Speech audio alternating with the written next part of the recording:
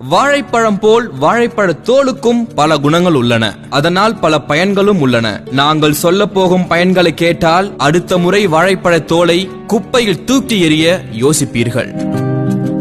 வாழைப்பழ தோலை கொண்டு பற்களை தேய்த்தால் பற்கள் வெள்ளையாகும். ஏனென்றால் வாழைப்பழ தோலில் உள்ள மெக்னீசியம் மற்றும் பொட்டாசியம் பற்களை வெள்ளையாக்க உதவும். வாழைப்பழ தோலை 1 முதல் 2 வாரங்கள் முகத்தில் தேய்த்தால் முகத்தில் உள்ள கரும்புள்ளிகள் மற்றும் முகப்பருக்கள் நீங்கும். கொசுக்கடி மற்றும் விஷப்பூச்சிகள் கடித்த இடத்தில் வாழைப்பழ தோலை கொண்டு தேய்க்கும் போது அரிப்பு, எரிச்சல் மற்றும் வெடிப்பு சரியாகும். வெள்ளி பாத்திரங்களை வாழைப்பழ தோலை கொண்டு சுத்தம் செய்யலாம். வாழைப்பழ தோலை சிறிது நீர் சேர்த்து பேஸ்ட் ஆகும் வரை அரைத்து வெள்ளி பாத்திரங்கள் மேல் தேய்த்தால் வெள்ளி பாத்திரங்கள் பளபளப்பாக இருக்கும். வாழைப்பழ தோலில் கால்சியம் மற்றும் மெக்னீசியம் இருப்பதால் செடிக்கு உரமாக பயன்படுத்தலாம்.